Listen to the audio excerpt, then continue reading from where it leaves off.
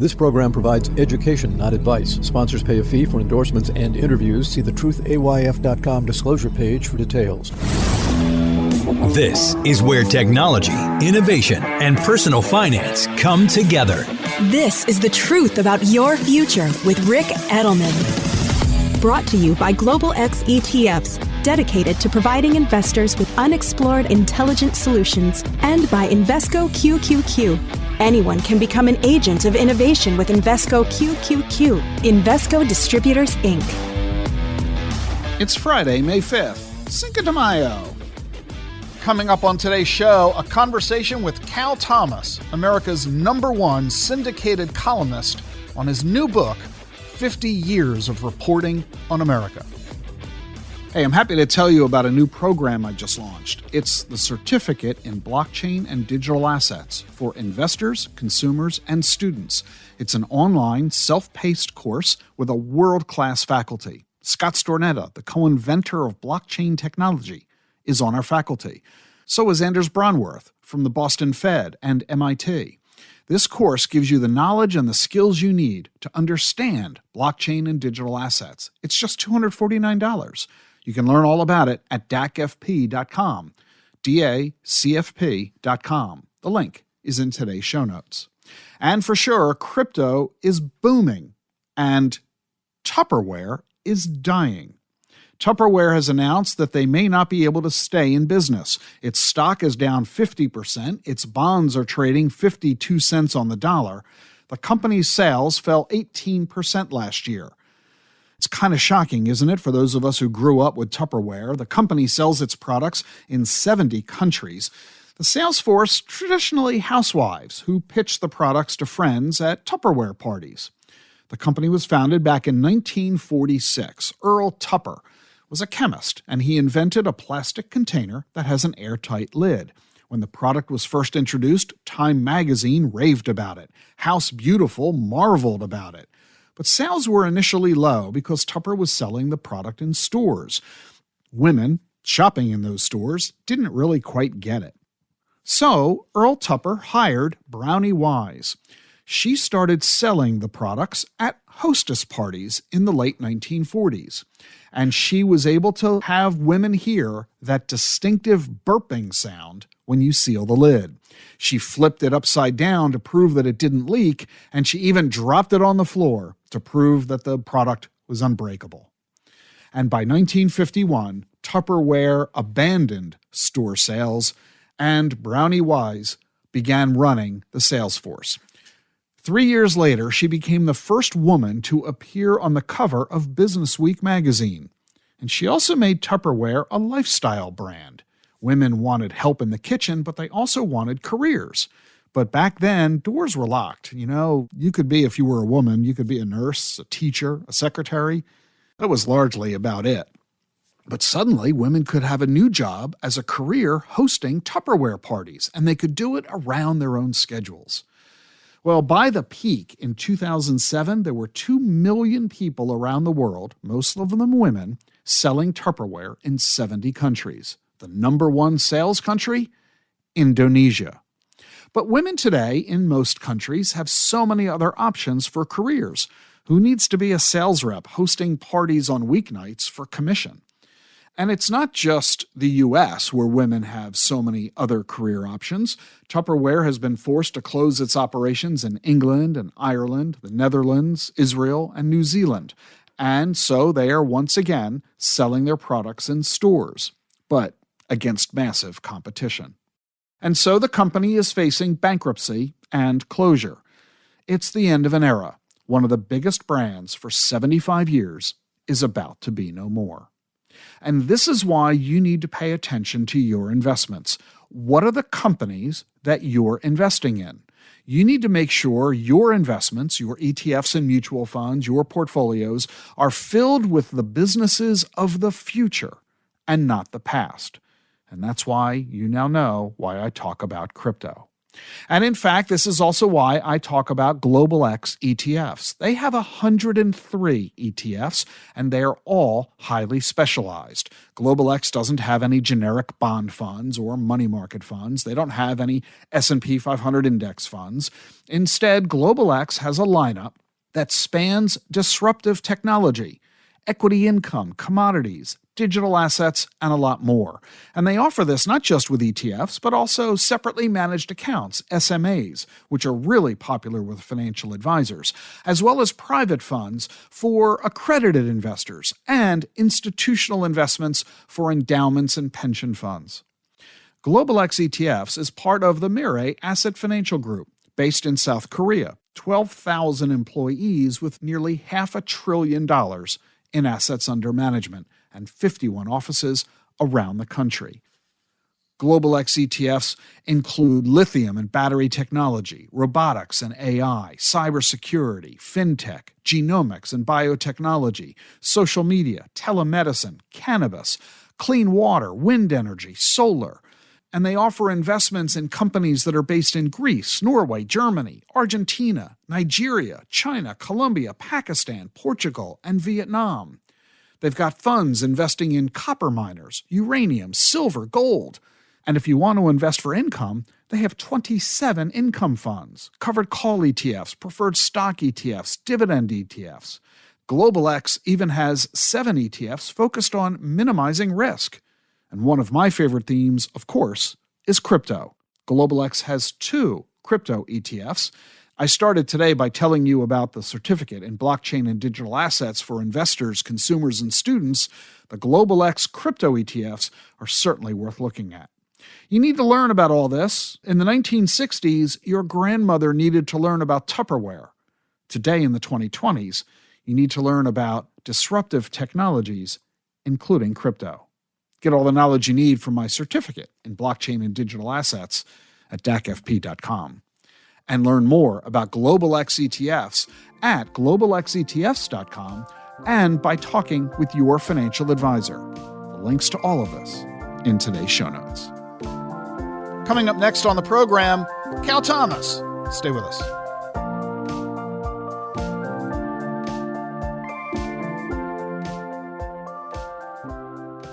The Truth About Your Future is sponsored by Global X ETFs. Listeners of this program enjoy fresh perspectives on the financial topics that matter most, especially the rise of exponential technologies. And right now, there may be no faster-moving tech story than the rise of artificial intelligence. But despite some exciting new developments, like the launch of ChatGPT, we are only beginning to scratch the surface of AI's potential. So, which companies will have staying power? As an investor, it's hard to know, which is why Global X ETFs specializes in thematic investing strategies that harness the potential of numerous companies involved in an emerging trend, all in a single trade. Explore our investment approach along with our latest research on the emergence of AI at globalxetfs.com/insights. Support for Rick Edelman's podcast comes from Invesco QQQ. Meet Carmen, an everyday person who likes working in the garden, hosting dinner parties with friends, and listening to live music. She also participates in Progress by investing in a fund that supports innovative ideas. Invesco QQQ ETF allows you access to innovators of the NASDAQ 100, so you don't have to be an engineer to help push progress forward. Anyone can become an agent of innovation. Learn more at Invesco.com/QQQ. There are risks when investing in ETFs, including possible loss of money. ETFs' risks are similar to those of stocks. Investments in the tech sector are subject to greater risk and more volatility than more diversified investments. The NASDAQ 100 index comprises the 100 largest non-financial companies on the NASDAQ. You can't invest directly into an index. Before investing, carefully read and consider fund investment objectives, risks, charges, expenses, and more in prospectus at Invesco.com. Invesco Distributors, Inc.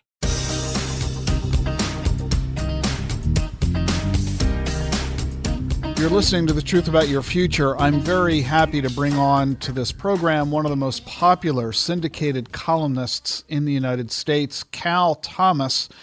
I've known Cal. Cal, how long have we known each other? 30 years? More? Yeah, something like that. Yeah, ever since you got me out of a passbook savings account into real investments. Well, I'll take the blame for that. Cal, of course, has been a journalist for more than 50 years, participating in our social, political, and religious conversations. Cal, unlike other pundits writing in the political world, he has always called on both political parties to take the high road and to honor our civic and religious ideals. You can learn more about Cal at calthomas.com. Cal, you've written yet another book, A Watchman in the Night. I'm going to quote from it. Here I am displaying it if you're watching this on video. A Watchman in the Night, which is what you have seen over 50 years of reporting in America. We're going to talk about that. In a summary, Cal, what have you learned after writing about America for half a century?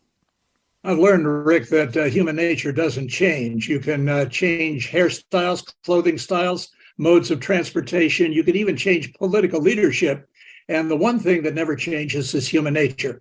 When I was growing up in suburban Washington, I was taught some eternal principles, and they included inspiration followed by motivation, followed by perspiration improves any life. Now we have flipped that into envy, greed, and entitlement. I live in Florida now, and during open Medicare season last December, there were ads running all over Florida television stations, and they had 4 common words: benefit, free, entitlement, and deserve. Now think about that for a moment. All of these are self-directed. They require no motivation on your part. And I think with a $31 trillion debt now and an interest on that debt greater than the GDP of many nations, we are approaching an economic catastrophe. No other nation has been able to survive that kind of debt.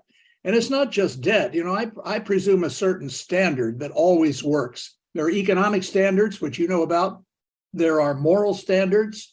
We seem to be removing the guardrails that have protected us for the entire length of our country so far. And there are foreign policy standards that seem to be violated now as we see increasing challenges in the world from China, Iran, terrorist groups, and others. So this has always been my standard, and I measure events, domestic and international, by those standards. And that's what's been the foundation of my column for nearly 40 years now. But it's not just those observations. As strongly as you express them and as eloquently as you do so in a way that is compelling reading. You memorize and display a lot of song lyrics in your work. You sometimes use them in your columns. Talk about your affinity for show business and music. Yeah, when I started out, I wanted to be in show business. Now the news has become show business, so I've arrived. I think, people who write songs express all sorts of things that reach the heart and the mind. I just wrote about some of these disturbances in Chicago for a column, and I said the new mayor-elect of Chicago was excusing, or seemed to be excusing, some of this outrage behavior by teenagers rioting in the streets and destroying property and shooting other people. And I said, it reminds me of a line from West Side Story. Hey, we're depraved on account of we're deprived. So I think those kinds of, lyrics and even love songs kind of make the point that I want to make in a less strident way, I hope.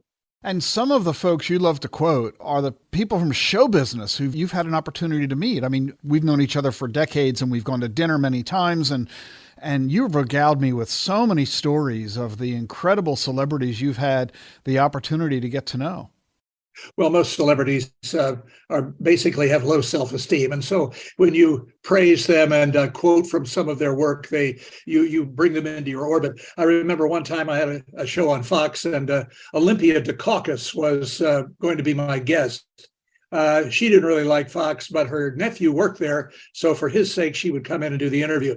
So she's walking down the hall with kind of a stiff look on her face. And I said, Olympia, I'm so glad to see you. I'd seen her play the night before. She and her husband were playing in a Greek tragedy. I said, you know what my favorite line is from the movie Moonstruck?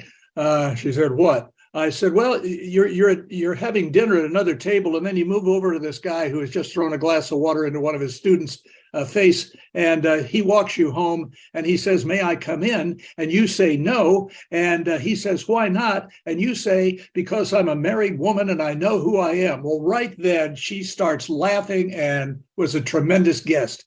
I've known one of my dearest friends, Marvin Hamlish, of course, the Pulitzer Prize winner for a chorus line, and he was a rehearsal pianist for Barbra Streisand and wrote so many great songs, "The Way We Were," so many. And Barbara Cook, a tremendous singer. I don't know. I just have fallen into this and still love show business people. I think they're very, very talented. I admire their talent, and I've been fortunate enough to meet a number of them over the years. I think people ask me your favorite interview. They're expecting a president or something. I said, no.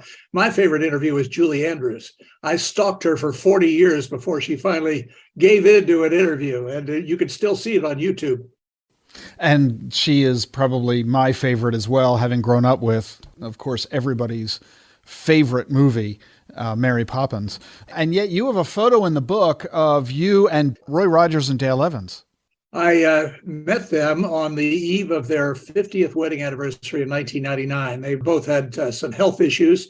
Dale had a stroke and was in a wheelchair, and her daughter told me that she might not be able to come out, but I had lunch with both of them. And she got up out of her wheelchair outside, and I have this fabulous picture with the two of them. And he just regaled me with all kinds of stories about filming those Westerns. And also I got to meet Gene Autry once at breakfast with him.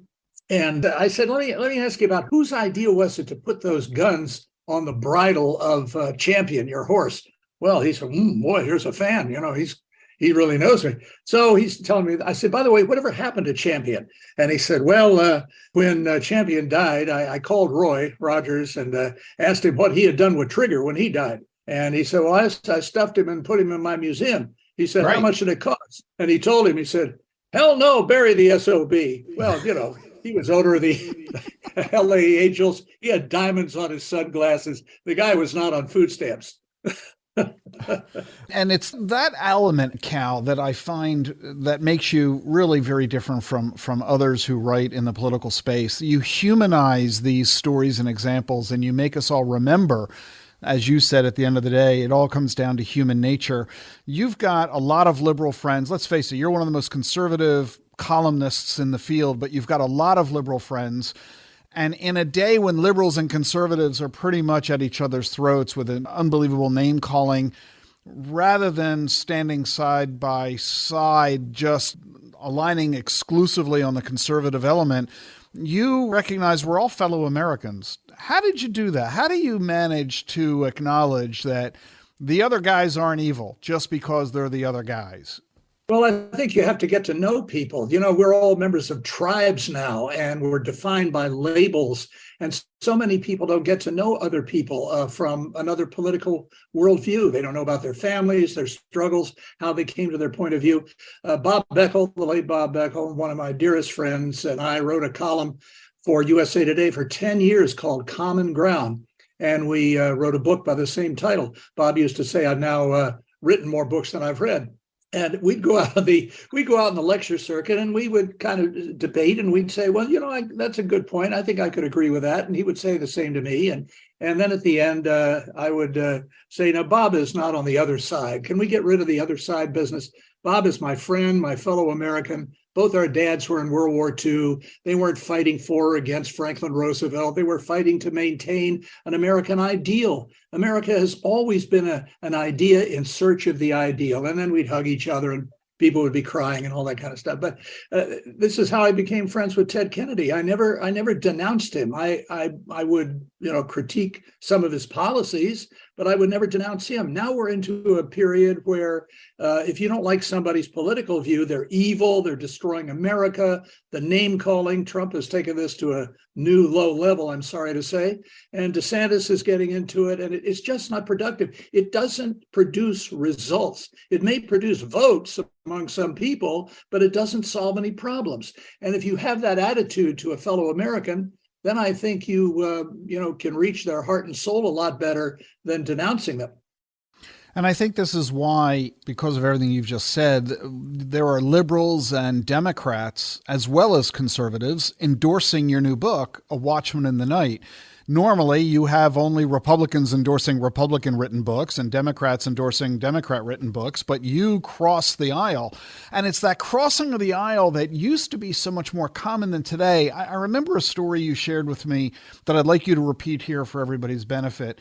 One of the conclusions you reached as to why there is so much vindictiveness and so much opposition, left versus right, Republican versus Democrat, liberal versus conservative, that didn't really exist in the past.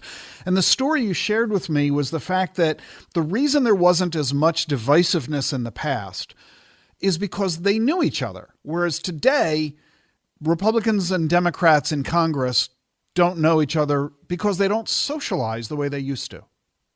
Exactly right, Rick. And that's been a real problem in Washington. When I was growing up, there were these great party givers, and they would invite people, Republicans and Democrats, all kinds, to talk over the shrimp bowl, as one of them told me. And it's pretty tough to denounce somebody you've just had dinner with, or you've gotten to know their spouse or their kids or whatever. And the media feed a lot of this. I'll tell you a quick story. Some years ago, I was invited to be on Good Morning America on ABC. And usually by 6 o'clock at night, the booker calls and gives you your transportation information.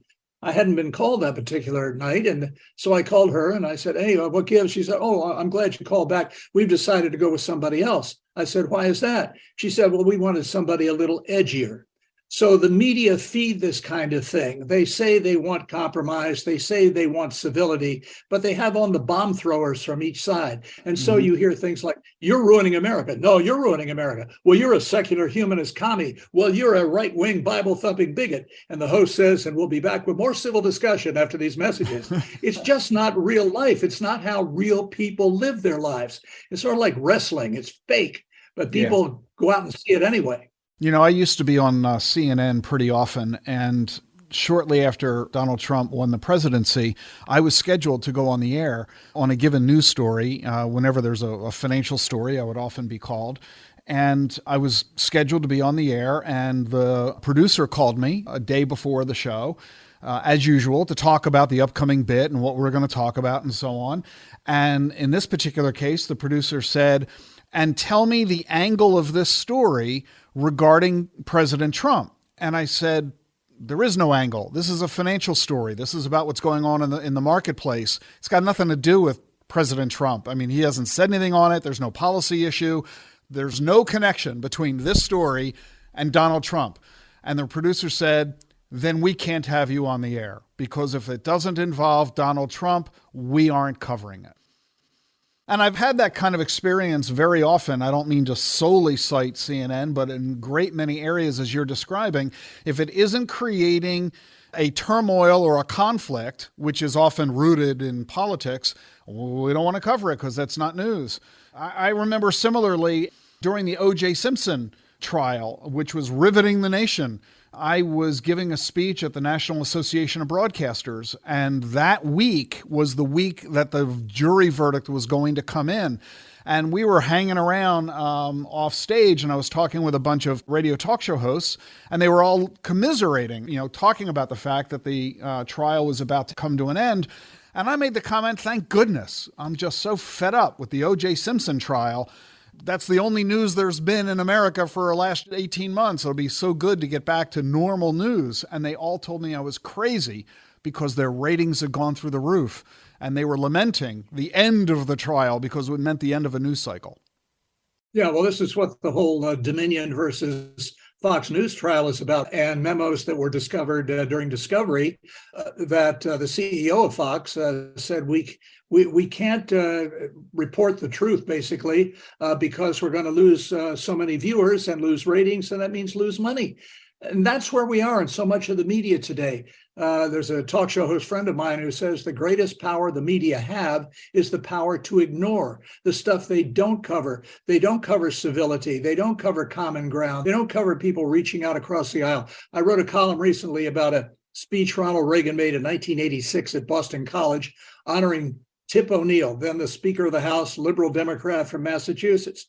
He said the nicest things about him, called him my fellow American, my friend. Nobody could make a speech like that and get elected today. You go back and look at this and you say, how in the world? And yet Reagan won twice, the second time with a major landslide, 49 states. Why can't we get that back now? People say they yearn for it, but yearning for it and actually achieving it are two different things. And so with that in mind, I want to turn to some of the pages of your book, your brand new book, A Watchman in the Night, What I've Seen Over 50 Years Reporting on America by Cal Thomas. I'm just going to go through a couple of excerpts, and I want you to comment on these. You made a comment. You said the following: I wrote about a letter I had received from a Virginia woman who was concerned about what her 13-year-old daughter was being taught in the public school. The sex education classes were mixed, she said, and parents were not notified about them. Now, you're writing about something that happened decades ago, and it sounds like something you could have said yesterday. It could, because it's still going on, unfortunately. A lot of people are using the public schools and the universities to advance a singular point of view without parental knowledge or consent in the case of the public schools. I went on in that column, as I recall, to say, look, why don't you pull your kid out? If and a lot of them are, especially since COVID. You know, people have discovered homeschooling. They've discovered what is really being taught in the school, and it's not just the gender and sex issues. It's a look at our history from a prism that America's always been racist and sexist and these other things.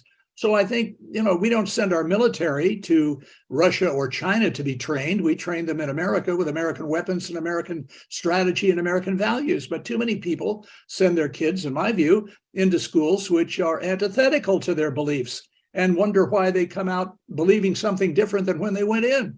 So I think there's a way to do this. 37 states now have school choice at various levels. I think it should be national.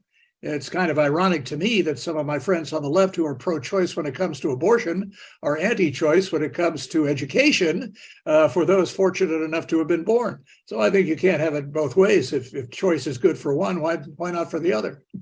And what I find fascinating is that the conversation has been largely unchanged in 40 years. That's right, because here's the key. If you understand this about Congress, Rick, you understand everything about Washington. If you solve a problem, you no longer have the issue. And everybody knows about Social Security and Medicare. Everybody knows the figures are there for anybody to look at. In 10 years, I've read Social Security is going to be bankrupt, and there'll be two choices: reduce benefits or raise taxes, or both. But the politicians won't touch it. The Democrats want the issue, and the Republicans are scared to death that they'll have another ad like the Democrats ran some years ago when Paul Ryan was the Speaker of the House and gave a decent proposal for reforming Social Security and Medicare. Wasn't perfect, but it was a good starting point. And they did a commercial of an actor, Ryan lookalike, pushing Granny in a wheelchair over a cliff. Now, that's not a serious response to a serious proposal, but that's what you get in Washington these days.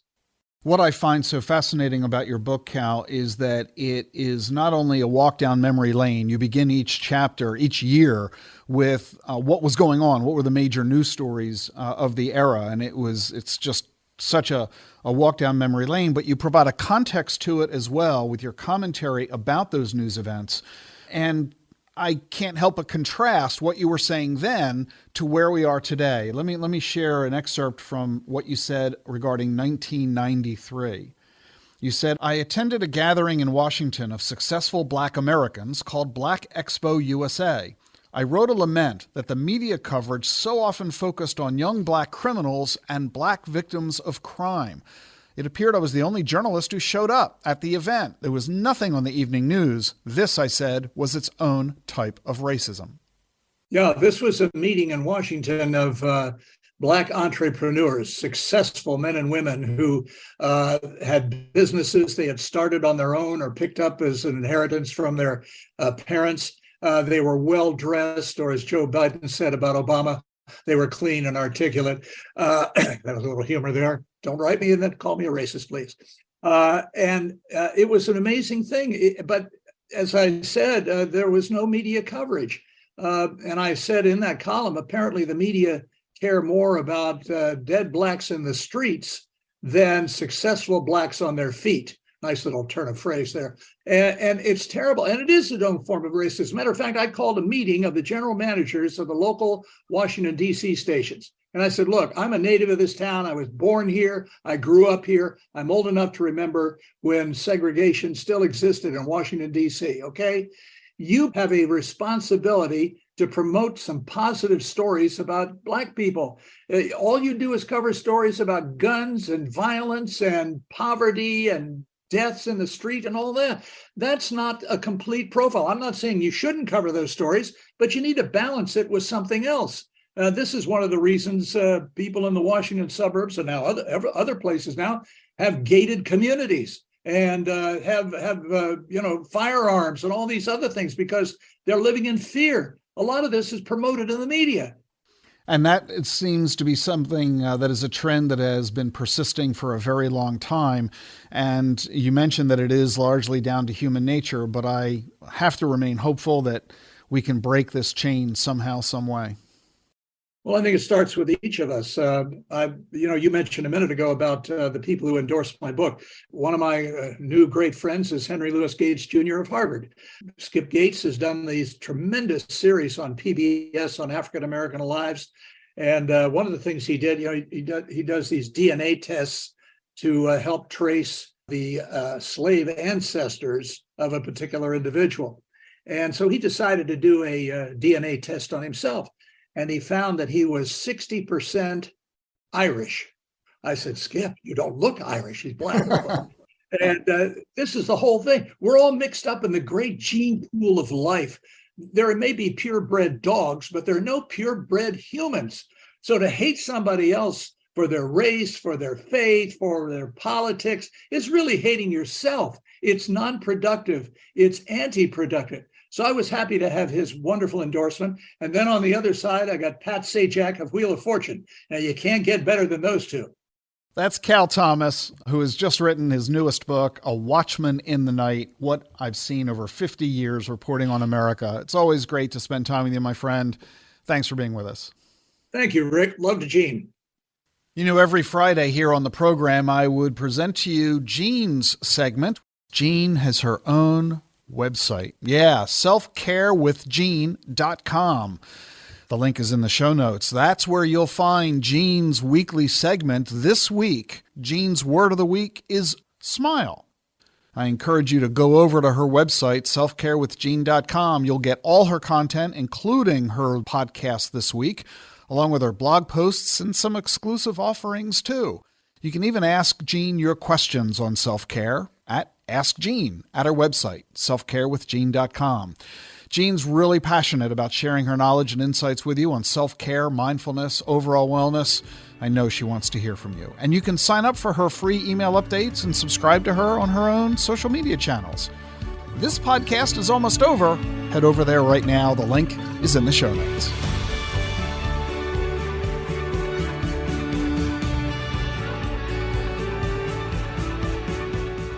The Truth About Your Future is sponsored by Global X ETFs. Amid inflation, rising rates, and a host of other economic challenges, volatility has been one of the few constants lately. But as listeners of this show know better than anyone, it's important to look past the short-term headlines and focus on the bigger picture. Despite the ups and downs of the news cycle, exponential technologies continue to advance, shaping a world of new possibilities in engineering, transportation, healthcare, and renewable energy. At Global X ETFs, we offer a diversified product lineup including risk management solutions to navigate the storm, along with thematic strategies targeting the growth opportunities of tomorrow. Whatever your goals, visit globalxetfs.com to explore how our research and insights may help you achieve your goals.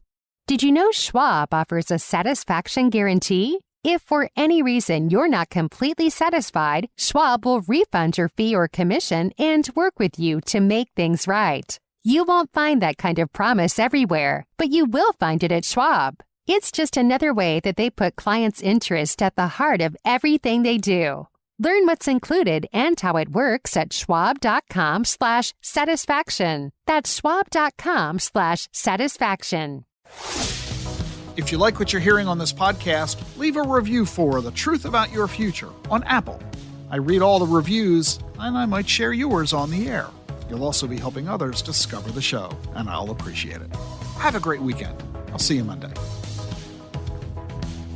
The Truth About Your Future with Rick Edelman has been brought to you by Global X ETFs, dedicated to providing investors with unexplored intelligent solutions, and by Invesco QQQ. Anyone can become an agent of innovation with Invesco QQQ. Invesco Distributors, Inc. Get the truth about your future with Rick Edelman. It's thetruthayf.com.